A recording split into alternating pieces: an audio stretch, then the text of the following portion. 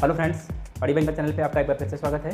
दोस्तों, आज मैं आपको रुपे कार्ड, वीज़ा कार्ड और मास्टर कार्ड के बारे में कंप्लीट जानकारी आपको देने वाला हूं। दोस्तों, RuPay card, master card, visa card बताने से पहले मैं आपको बता दूं दोस्तों कि रुपे कार्ड क्यों आया मार्केट में। रुपे कार्ड के बारे में जानने से पहले एक चीज़ और जान लीजिए कि रुपे कार्ड जो है आपका डोमेस्टिक नेटवर्क है जो नेशनल लेवल पर यूज़ किया जाता है और इंडियन मार्केट में यूज़ किया जाता है।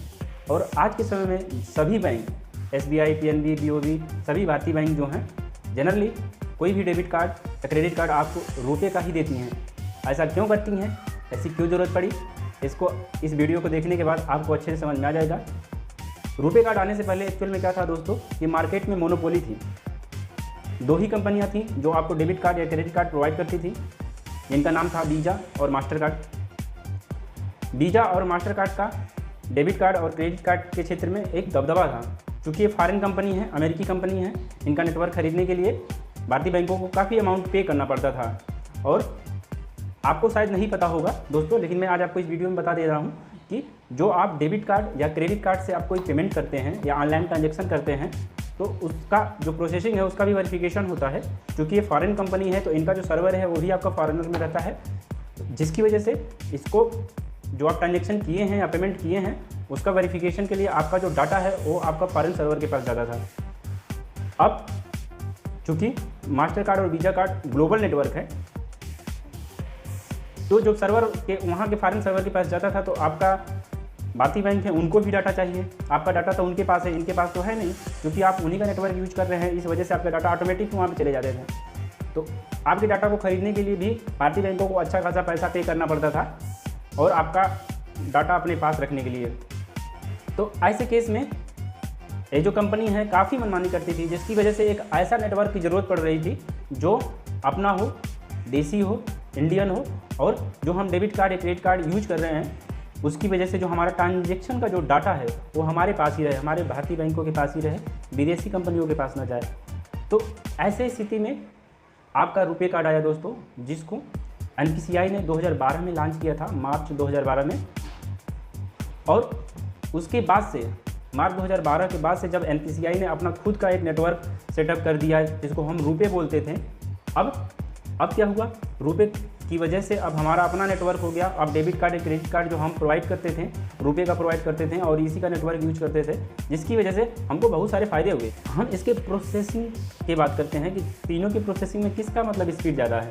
तो अगर प्रोसेसिंग की स्पीड की बात किया जाए तो हमारा रुपे कार्ड इसमें आगे निकल जाता है। इसकी वजह ये होती है कि जो वीज़ा कार्ड और मास्टर कार्ड होता है उनका ग्लोबल नेटवर्क है, तो जो भी आप ऑनलाइन ट्रांजेक्शन या पेमेंट करेंगे उसका प्रोसेसिंग ग्लोबली होगा, इंटरनेशनल लेवल पे होगा, जिसकी वजह से उसमें टाइम लगता है प्रोसेसिंग में। और रुपे कार्ड आप पेमेंट कर रहे हैं उसका एक इंडियन लेवल पर नेटवर्क है, आपका जो प्रोसेसिंग है इंडियन लेवल पे होना है, तो इसकी वजह से आपका जो पेमेंट का या आपका ट्रांजेक्शन का जो प्रोसेसिंग होता है वो काफ़ी बढ़ जाता है रुपे के केस में।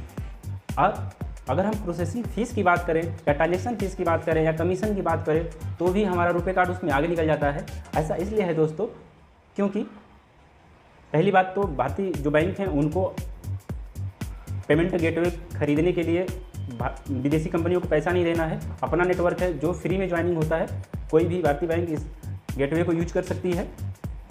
तो इसकी वजह से जो आपका जो प्रोसेसिंग फ़ीस होता है, ट्रांजेक्शन फ़ीस होता है या जो कमीशन होता है रुपे कार्ड के केस में वो बहुत कम होता है। वीज़ा और मास्टर कार्ड के केस में काफ़ी हाई होता है। आपका कोई भी ट्रांजेक्शन या पेमेंट करते हैं उस पर कमीशन आपको काफ़ी हाई देना पड़ता है। मास्टर कार्ड होते हैं और जो वीज़ा होते हैं आपको इंश्योरेंस कवर नहीं प्रोवाइड करते हैं, रुपे कार्ड आपको इंश्योरेंस कवर भी प्रोवाइड करती हैं। जितने भी आपके डेबिट कार्ड या क्रेडिट कार्ड होते हैं सब पे आपका कुछ ना कुछ अमाउंट का इंश्योरेंस होता है, मिनिमम 1 लाख तक का आपका और मैक्सिमम 10 लाख तक का आपका इंश्योरेंस होता है।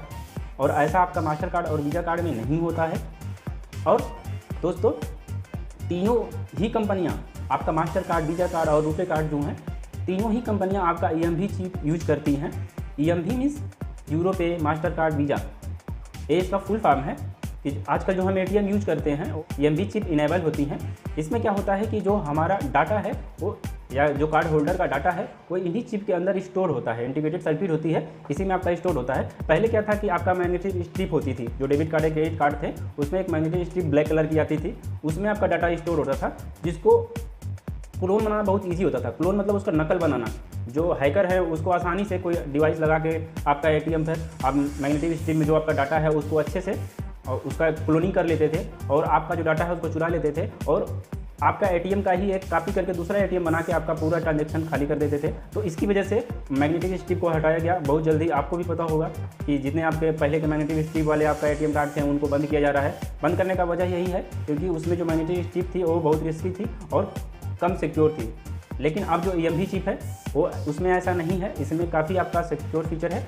तो दोस्तों रुपे कार्ड, वीज़ा कार्ड और मास्टर कार्ड में कुछ खास डिफरेंस नहीं है। आप इस चीज़ को बिल्कुल कंफ्यूज ना हुआ करें कि जो कि रुपे कार्ड है इसलिए बहुत भारतीय है और इसका कुछ यूज नहीं है, ऐसा कुछ नहीं है। आपको कुछ ज़्यादा यूज भी नहीं होता है। अगर आप फॉरेन पढ़ने नहीं जा रहे हैं या विदेश रहने नहीं जा रहे हैं तो आप रुपे कार्ड ही लें, वीज़ा कार्ड और मास्टर कार्ड न लें। मास्टर कार्ड को अभी हाल ही में RBI ने भी रिस्ट्रिक्ट कर दिया क्योंकि आप उसको देखे होंगे कि वो डाटा जो रेगुलर बेसिस पे है हमारे बैंकों को नहीं प्रोवाइड कर रही थी, क्योंकि हमारा डाटा है, हमारे ट्रांजैक्शन का डाटा है जिसको प्रोवाइड नहीं कर रहे थे टाइमली। और एक तरीके से एक उल्लंघन है बैंकिंग रेगुलेशन का, जिसकी वजह से RBI ने उसको रिस्ट्रिक्ट कर दिया है। सभी बैंकों को नोटिस भी चला गया है कि कोई भी बैंक आपको मास्टर कार्ड से रिलेटेड डेबिट कार्ड या क्रेडिट कार्ड नहीं देगी। तो दोस्तों आज के इस वीडियो में आपको समझ में आ गया होगा कि आपका रुपे कार्ड, मास्टर कार्ड और वीज़ा कार्ड में मेन डिफरेंस क्या होता है। तो दोस्तों ऐसे ही वीडियो के लिए मेरे चैनल को सब्सक्राइब करिएगा और वीडियो पसंद आए तो वीडियो को लाइक करिएगा। Thank you for watching my video.